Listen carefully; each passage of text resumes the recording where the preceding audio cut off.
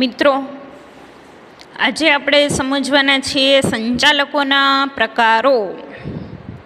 સંચાલકોના પ્રકારો એમાં ટોટલ 8 પ્રકારો છે. સ્વતંત્ર સંચાલક, મેનેજિંગ સંચાલક, નોમિની સંચાલક, વધારાના સંચાલક, વૈકલ્પિક સંચાલક, સંચાલકનો સમય પૂરો થતાં અગાઉના સંચાલકની નિમણૂક અને નાના શેર હોલ્ડર દ્વારા ચૂંટાયેલા સંચાલક તેમજ સ્ત્રી સંચાલક.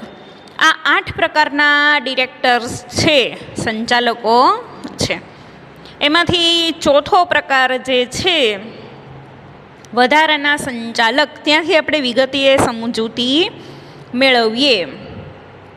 વધારાના ડિરેક્ટર, વધારાના સંચાલક, એમાં ઘણી વખત નિષ્ણાંત વ્યક્તિ કે કામની વ્યક્તિ સંચાલક મંડળમાં જરૂરી હોય અને તેનો સમાવેશ થયેલ ન હોય ત્યારે જો કંપનીના નિયમનપત્રમાં જોગવાઈ હોય તો કોઈ વ્યક્તિને કોઈ પણ સમયે વધારાના ડિરેક્ટર તરીકે નિમણૂક કરી શકાય છે. પણ જે વ્યક્તિ સામાન્ય સભામાં ડિરેક્ટર તરીકે નિમણૂક મેળવવા નિષ્ફળ ગઈ હોય તેને આવી નિમણૂક આપી શકાતી નથી. આવા ડિરેક્ટરની મુદ્દત વાર્ષિક સામાન્ય સભા સુધી જ હોય છે. મિત્રો, સમજીએ કે ઘણીવાર એવું બને કે કંપનીમાં ટોટલ 15 સંચાલકોની નિમણૂક કરવામાં આવી છે, પણ કંપનીમાં કામ વધારે હોય તો હજુ વધારે સંચાલકની જરૂર પડે. 15 સંચાલકો પહોંચી શકતા નથી. એમ થાય કે હજુ 1-2 સંચાલકો હોય તો વધારે સારું, એમ 1-2 સંચાલકની વધારે નિમણૂક કરી દઈએ. તો સંચાલક મંડળમાં જરૂર હોય અને નિયમનપત્રમાં જોગવાઈ હોય તો વધારાના સંચાલકની, કે જે નિષ્ણાંત વ્યક્તિ છે, કામની વ્યક્તિ છે, એ વ્યક્તિની કંપનીમાં સંચાલક તરીકે નિમણૂક કરી શકાય. પણ જે વ્યક્તિ જનરલ મિટિંગમાં ડિરેક્ટર તરીકે નિમણૂક મેળવવા માટે નિષ્ફળ ગયો હોય, કે જે કંપનીની સામાન્ય સભામાં ડિરેક્ટર બનવા માટે સફળતા પ્રાપ્ત કરી શક્યો નહીં હોય, નિષ્ફળ ગયો હોય, એ વ્યક્તિને કંપનીમાં વધારાના સંચાલક તરીકે નિમી શકાય નહીં. અને આ જે વધારાના સંચાલક છે, એડિશનલ ડિરેક્ટર, વધારાના સંચાલક, એની મુદ્દત વાર્ષિક સામાન્ય સભા સુધી જ હોય. જ્યારે એન્યુઅલ જનરલ મિટિંગ હોય કંપનીમાં ત્યારે એની વધારાના ડિરેક્ટરની મુદ્દત પૂરી થઈ જાય, ત્યાર પછી એને રિટાયર્ડ થઈ જવું પડે છે, નિવૃત્ત થઈ જવું પડે. ત્યાર પછી આપણે વાત કરીએ નેક્સ્ટ પ્રકાર, વૈકલ્પિક ડિરેક્ટર, અલ્ટરનેટ ડિરેક્ટર, વૈકલ્પિક સંચાલક. એમાં કે કંપનીના સંચાલનમાં ડિરેક્ટરો અગત્યનું અંગ છે, પરંતુ કોઈ પણ કારણસર ડિરેક્ટર 3 માસ કે તેથી વધુ સમય માટે ભારત બહાર રહેવાનો હોય તો તેના બદલે જે ડિરેક્ટરની નિમણૂક કરવામાં આવે છે તેને વૈકલ્પિક ડિરેક્ટર કહેવાય. વૈકલ્પિક ડિરેક્ટર તરીકે કોઈ વ્યક્તિની નિમણૂક માટે નિયમનપત્રમાં અથવા તો કંપનીની સામાન્ય સભામાં ઠરાવ પસાર કરીને પછી જ વૈકલ્પિક સંચાલકની નિમણૂક કરી શકાય. કંપની ધારા પ્રમાણે સ્વતંત્ર ડિરેક્ટરની જગ્યાએ વૈકલ્પિક ડિરેક્ટરની નિમણૂક ત્યારે જ કરી શકાય જો તે સ્વતંત્ર ડિરેક્ટર તરીકે નિમણૂક થવાને પાત્ર હોય, કંપનીમાં અન્ય કોઈ ડિરેક્ટર માટે વૈકલ્પિક ડિરેક્ટર પદ ધરાવતી હોય તેવી વ્યક્તિની વૈકલ્પિક ડિરેક્ટર તરીકે નિમણૂક કરી શકાય નહીં. હવે સમજીએ વૈકલ્પિક ડિરેક્ટર. એમાં કે એક સંચાલક છે કે જે હવે ડિરેક્ટર તરીકે જે પોતાનું સ્થાન ધરાવે છે કંપનીમાં, સંચાલક છે, એ વ્યક્તિ ભારત દેશમાંથી 3 માસ કે તેથી વધુ સમય બહાર એટલે કે વિદેશમાં રહેવાના હોય. 3 માસ સુધી એ ભારતની કંપનીમાં સંચાલક તરીકે કામ કરે છે, પણ એ 3 માસ સુધી ભારતમાં રહેવાના નથી. 3 માસ અથવા તો તેનાથી વધારે સમય સુધી ભારત દેશની બહાર એટલે કે વિદેશમાં જવાના છે. તો હવે એનું સ્થાન ખાલી પડે છે. જે વિદેશ ગયા છે 3 મહિના સુધી સંચાલક, એ સંચાલકનું સ્થાન ખાલી પડે છે. તો એની જગ્યાએ એના વિકલ્પે અન્ય વ્યક્તિની કંપનીમાં સંચાલક તરીકે નિમણૂક કરવી પડે. તેને વૈકલ્પિક સંચાલક કહેવાય.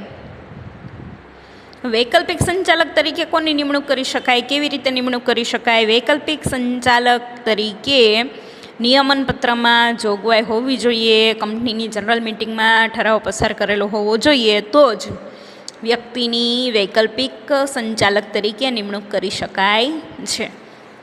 અને એવી વ્યક્તિની વૈકલ્પિક સંચાલક તરીકે નિમણૂક કરી શકાય કે તે સ્વતંત્ર સંચાલક થવાને પાત્ર છે. કે જે વ્યક્તિની કંપનીમાં સ્વતંત્ર ડિરેક્ટર તરીકે નિમણૂક કરી શકાતી હોય, એ વ્યક્તિની વૈકલ્પિક ડિરેક્ટર તરીકે નિમણૂક કરી શકાય. પણ જે વ્યક્તિની સ્વતંત્ર સંચાલક તરીકે નિમણૂક થઈ શકે એમ ન હોય, એમાંય નિષ્ફળ ગયો હોય, તો એ વ્યક્તિની વૈકલ્પિક ડિરેક્ટર તરીકે પણ નિમણૂક કરી શકાતી નથી. એટલે વૈકલ્પિક ડિરેક્ટર કોને કહેવાય? કે જે ઓલરેડી એબીસી કંપની લિમિટેડમાં સંચાલક છે જ, પણ એ સંચાલક ભારત દેશની બહાર 3 માસ કે તેથી વધારે સમય રહેવાના છે. 3 માસ સુધી અહીંયા ભારતમાં એબીસી કંપની લિમિટેડમાં એ સંચાલકનું સ્થાન ખાલી પડે છે, એની જગ્યા ખાલી થઈ છે 3 માસ સુધી. તો એના વિકલ્પે અન્ય વ્યક્તિની કંપનીમાં સંચાલક તરીકે નિમણૂક કરવી પડે. એને વૈકલ્પિક ડિરેક્ટર કહેવામાં આવે છે. ત્યાર પછીનો પ્રકાર જે છે એ સમજીએ. ડિરેક્ટરનો સમય પૂરો થતાં અગાઉ ડિરેક્ટરની ખાલી જગ્યાએ નિમણૂક. એમાં કે કંપની ધારા અનુસાર કંપનીએ સામાન્ય ડિરેક્ટરના હોદ્દાની મુદત પૂરી થતાં પહેલાં તેને દૂર કરવામાં આવે કે તે મુદત પૂરી ન કરી શકે, ત્યારે નિયમન પત્રને આધીન બોર્ડ ઓફ ડિરેક્ટર્સ પોતાની સભામાં ખાલી પડેલી જગ્યાએ ડિરેક્ટર નિમી શકે, અથવા કેન્દ્ર સરકાર નિમણૂક કરી શકે. આ ડિરેક્ટર જે ડિરેક્ટરની જગ્યાએ નિમાયેલ હોય તે ડિરેક્ટરની જગ્યા ખાલી થયેલ હોય જ્યાં સુધી તેણે હોદ્દો ભોગવેલ હોય ત્યાં સુધી સમય માટે હોદ્દો ધરાવી શકીએ. હવે સમજીએ કે ડિરેક્ટરનો સમય પૂરો થતાં અગાઉ ડિરેક્ટરની ખાલી જગ્યાએ નિમણૂક. હવે ડિરેક્ટરની કંપનીમાં સંચાલકની 3 વર્ષ માટે નિમણૂક કરવામાં આવી હોય. ઘણીવાર એવું બને કે ભાઈ 5 વર્ષ માટે ડિરેક્ટરની નિમણૂક કરી છે, અથવા તો 3 વર્ષ સુધી કરી છે. આપણે 3 વર્ષની વાત કરીએ કે કોઈ પણ સંચાલક છે કે જેની 3 વર્ષ માટે એબીસી કંપની લિમિટેડમાં નિમણૂક કરવામાં આવેલી છે. હવે એની નિમણૂક કરી છે, એના 3 વર્ષ હજી પૂરા થયા નથી, પણ તેમ છતાંય અમુક સંજોગોમાં ડિરેક્ટરનો સમય પૂરા થતાં અગાઉ ડિરેક્ટરની જગ્યા ખાલી કરાવવામાં આવે અને એની જગ્યાએ અન્ય વ્યક્તિની કંપનીમાં ડિરેક્ટર તરીકે એટલે કે સંચાલક તરીકે નિમણૂક કરવામાં આવે, તો એને ડિરેક્ટરનો સમય પૂરો થતાં અગાઉ ડિરેક્ટરની ખાલી જગ્યાએ નિમણૂક એવું કહેવામાં આવે. ઘણીવાર એવું બને કે સંચાલકની નિમણૂક કંપનીમાં 3 વર્ષ માટે કરવામાં આવેલી છે, એના 3 વર્ષ પૂરા થયા નથી, અમુક સંજોગોમાં ડિરેક્ટરનું સ્થાન 3 વર્ષ પૂરા નથી થયા તેમ છતાં ખાલી કરાવવામાં આવે છે. ડિરેક્ટરે સંચાલકે નિવૃત્ત થઈ જવું પડે. તો એની જગ્યા જે ખાલી પડી છે એ જગ્યાએ અન્ય વ્યક્તિની કંપનીમાં સંચાલક તરીકે નિમણૂક કરવી પડે છે. તો એને ડિરેક્ટરનો સમય પૂરો થતાં અગાઉ ડિરેક્ટરની ખાલી જગ્યાએ નિમણૂક કરી એવું કહેવાય. હવે આપણે વાત કરીએ કે ડિરેક્ટરનો હોદ્દો કયા કયા સંજોગોમાં ખાલી થાય. આન્સર: પહેલું કે કંપનીની સામાન્ય સભામાં કે સંચાલક મંડળમાં ડિરેક્ટરને દૂર કરવામાં આવે. ઘણીવાર એવું બને કે કંપનીની જનરલ મીટિંગ હોય, કંપનીના બોર્ડ ઓફ ડિરેક્ટર્સ, કંપનીનું સંચાલક મંડળની મીટિંગ હોય, એના દ્વારા ડિરેક્ટરને એનું સ્થાન ખાલી કરાવવામાં આવે. તો એવા સંજોગોમાં ડિરેક્ટરનો સમય પૂરા થતાં અગાઉ એની જે જગ્યા ખાલી પડી છે ખાલી જગ્યાએ અન્ય વ્યક્તિની કંપનીમાં ડિરેક્ટર તરીકે, સંચાલક તરીકે નિમણૂક કરવી પડે છે. ત્યાર પછી બહુ અગત્યના મુદ્દાઓ છે. ત્યાર પછી કે છેલ્લા 12 માસ દરમિયાન સંચાલક મંડળની મીટિંગમાં પરમિશન મેળવ્યા વગર જ સંચાલક ગેરહાજર રહેતો હોય.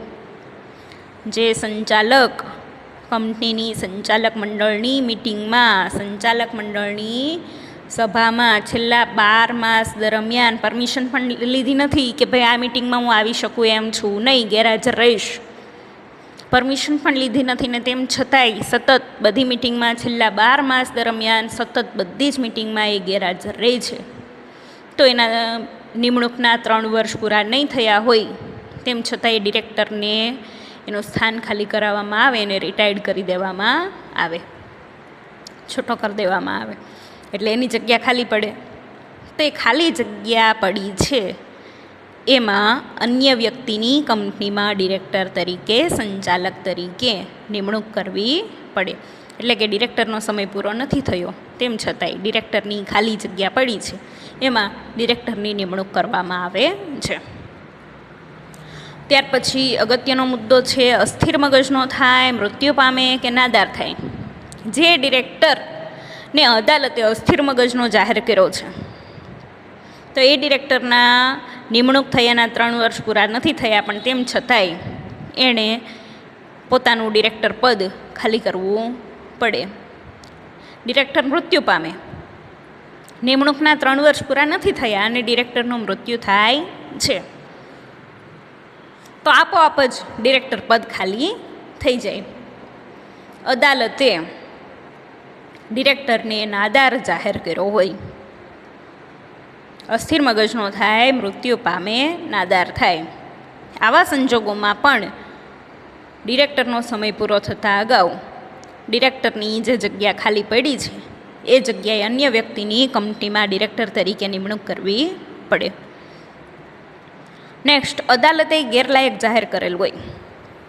અદાલતે ડિરેક્ટરને ગેરલાયક જાહેર કરેલ હોય તો એને પોતાનું ડિરેક્ટર પદ ખાલી કરવું પડે અને એની જગ્યાએ અન્ય વ્યક્તિની નિમણૂક કરવામાં આવે. ત્યાર પછી નૈતિક અધપતન કે અન્ય ગુનાના કારણસર અદાલત તરફથી દોષિત જાહેર કરવામાં આવે. એવું બને કે ડિરેક્ટરે કોઈ પણ નૈતિક અધપતનનો ગુનો કર્યો હોય.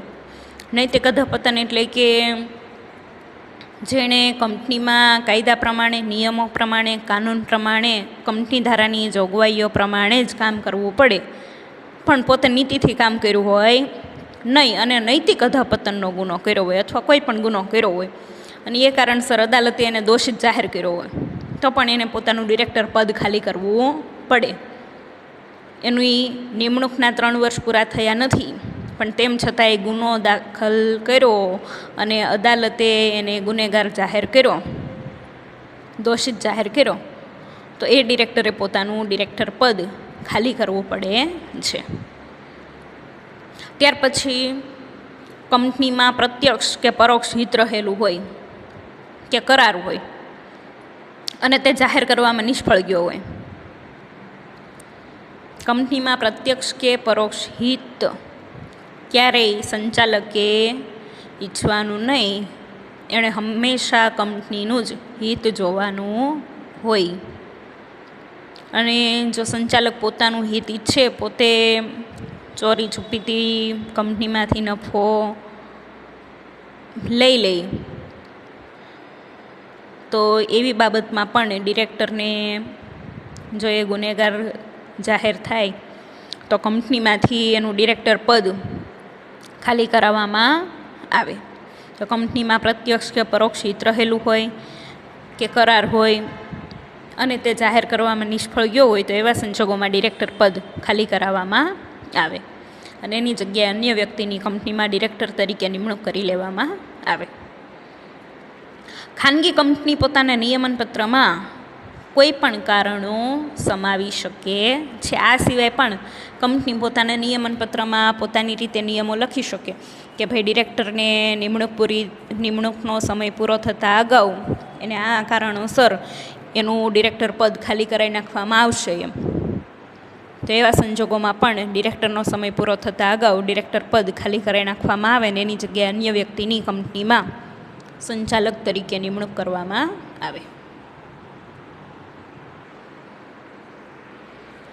ત્યાર પછી નાના શેર હોલ્ડર્સ દ્વારા ચૂંટાયેલા ડિરેક્ટર. એમાં કંપની ધારા 2013 પ્રમાણે નોંધાયેલ કંપનીને નિયત કરવામાં આવે તે રીતે નાના શેર હોલ્ડર એક ડિરેક્ટરની નિમણૂક કરી શકે. નાના શેર હોલ્ડર છે એ પણ એક સંચાલકની નિમણૂક કરી શકે. નાના શેર હોલ્ડર કોને કહેવાય? નાના શેર હોલ્ડર એટલે જેના શેરની દાર્શનિક કિંમત 20,000 રૂપિયાથી વધુ ન હોય અથવા નિયત કરવામાં આવેલી હોય એટલી રકમથી વધુ ન હોય તો એને નાના શેર હોલ્ડર કહેવાય. નાના શેર હોલ્ડર એટલે જેમના શેરની દાર્શનિક કિંમત 20,000 રૂપિયાથી વધુ ન હોય અથવા નિયત કરવામાં આવેલી હોય એટલી રકમથી વધારે ન હોય એને નાના શેર હોલ્ડર્સ કહેવામાં આવે છે. વધુમાં વધુ એવી પણ જોગવાઈ છે કે આવા નાના શેર હોલ્ડરની સંખ્યા જે તે કંપનીમાં ઓછામાં ઓછી 1,000 હોવી જોઈએ. એટલે નાના શેર હોલ્ડર્સની સંખ્યા કંપનીમાં ઓછામાં ઓછી કેટલી હોવી જોઈએ? 1,000 હોવી જોઈએ. અને છેલ્લો પ્રકાર સ્ત્રી ડિરેક્ટર. સ્ત્રી ડિરેક્ટર એમાં કે નવા કંપની ધારા અનુસાર એવી જોગવાઈ કરવામાં આવેલી છે કે દરેક નોંધાયેલી અને જે કંપનીની ભરપાઈ થયેલી શેર મૂડી 100 કરોડ રૂપિયા કે તેથી વધુ હોય તેવી કંપનીમાં ઓછામાં ઓછી એક સ્ત્રી ડિરેક્ટરની નિમણૂક કરવી પડે છે. એટલે કઈ કંપનીમાં સ્ત્રી ડિરેક્ટરની નિમણૂક કરવી પડે છે? જે કંપનીની ભરપાઈ થયેલી શેર મૂડી જે નોંધાયેલી કંપનીની ભરપાઈ થયેલી શેર મૂડી 100 કરોડ કે તેથી વધુ હોય તેવી કંપનીઓના વર્ગમાં ઓછામાં ઓછા એક સ્ત્રી ડિરેક્ટરની નિમણૂક ફરજિયાત કરવી પડે છે. ઓકે મિત્રો, જે પ્રકારો છે એ તમારે પાકી નોટમાં ટૂંકમાં લખીને તૈયાર કરવાના રહેશે. આભાર મિત્રો.